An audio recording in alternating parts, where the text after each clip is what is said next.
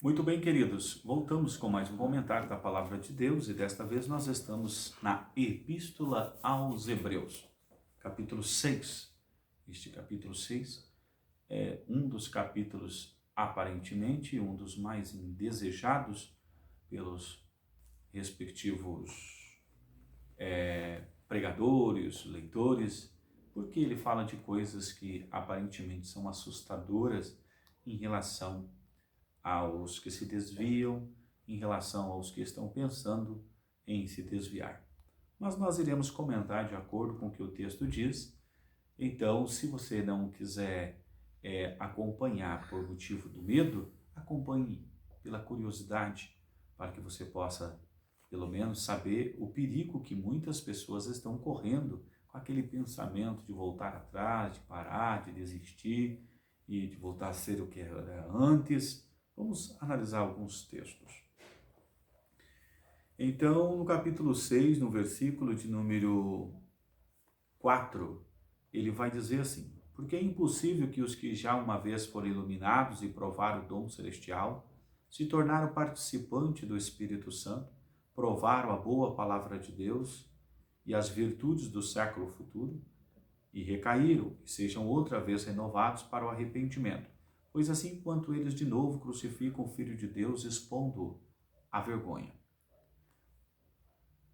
Muito bem, aqui a gente vê que esse texto ele é muito comprometedor. Mas eu não posso parar a minha leitura aqui porque ele continua dizendo assim: porque a terra que embebeda da chuva, que muitas vezes cai sobre ela, produz erva proveitosa para aquele por quem é lavrada e recebe a bênção de Deus.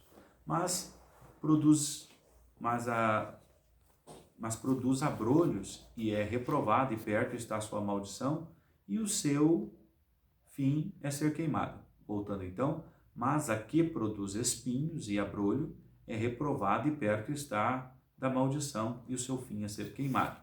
Verso 9. Mas de vós, irmãos, ou de vós, amados, esperamos coisas melhores, que acompanham a salvação, ainda que desse jeito nós falamos. Ou seja, a mensagem aqui é muito dura.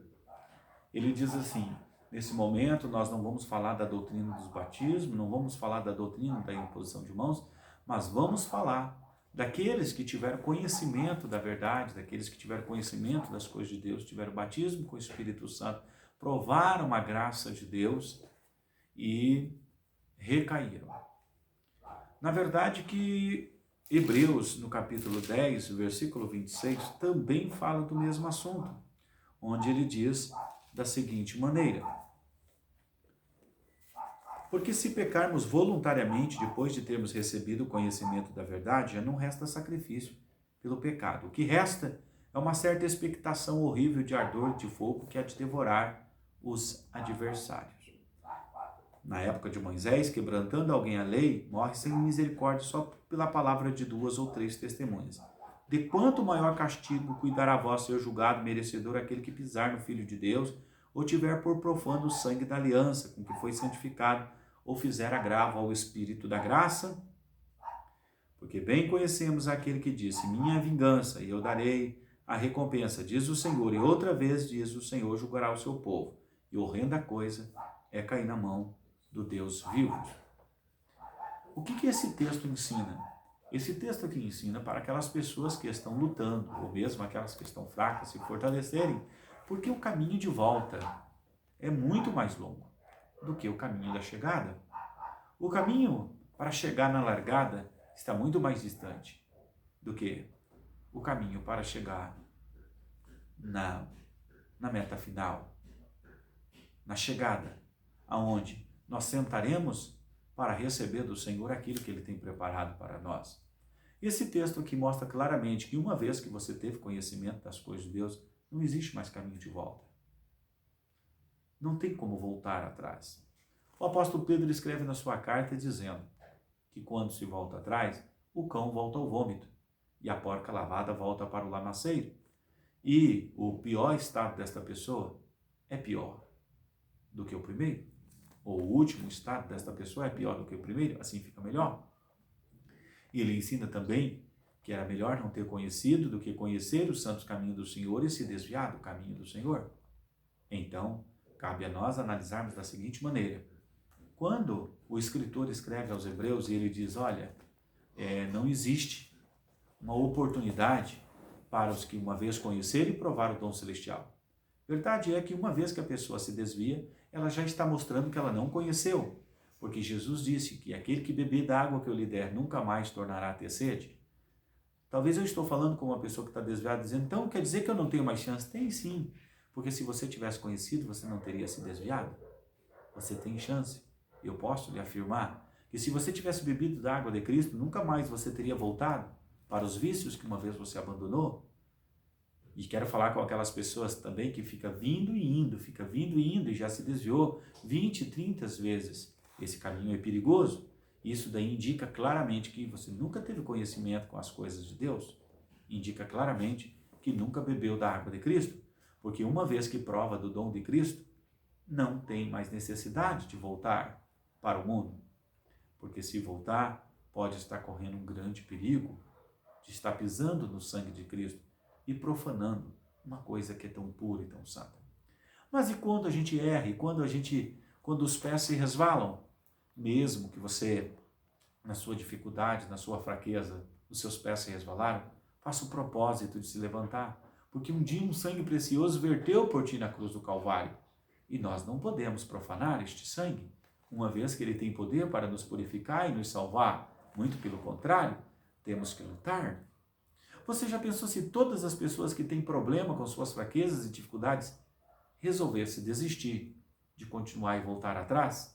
Imagina quantos ladrões, imagina quantos assassinos, imagina quantas pessoas agressivas, imagina quantas pessoas viciadas, imagine quantas famílias, quantos lares destruídos.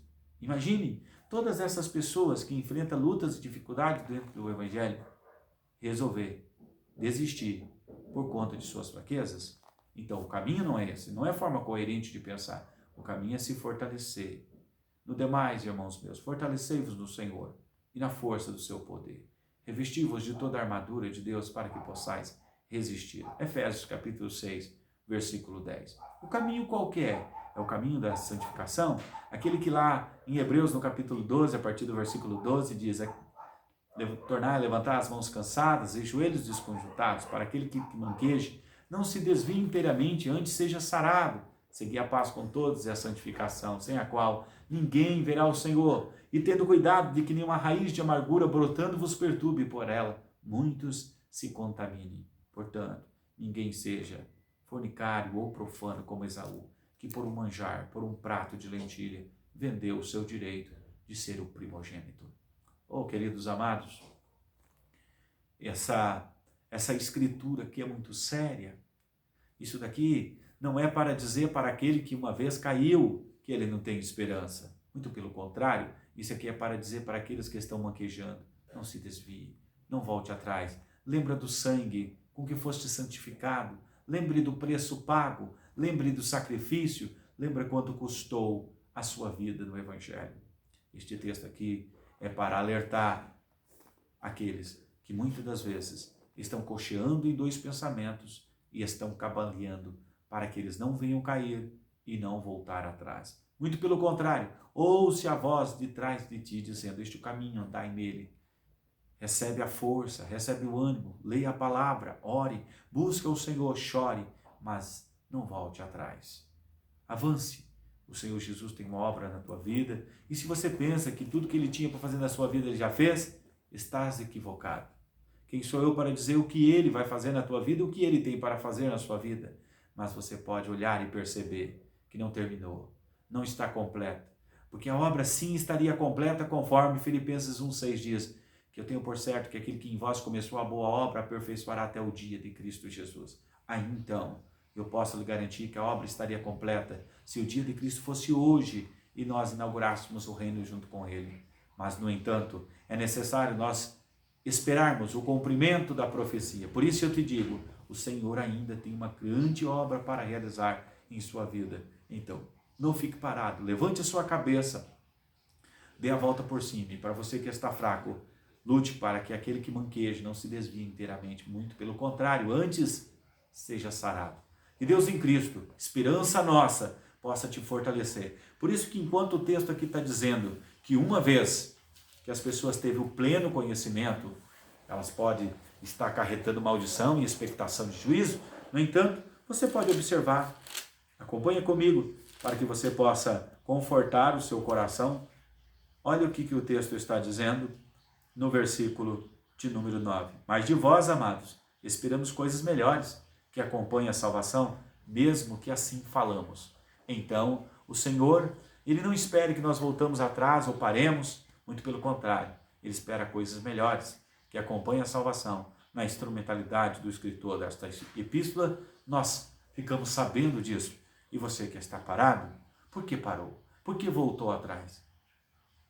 O que te fez desistir? Você acha que se encerrou a oportunidade? Não. O Senhor te espera. O Senhor te levanta. O Senhor te sustenta.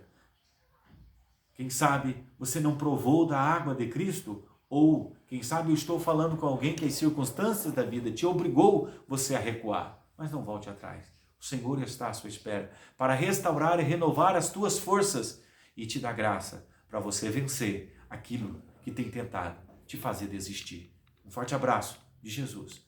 Deus te abençoe, em nome de Jesus.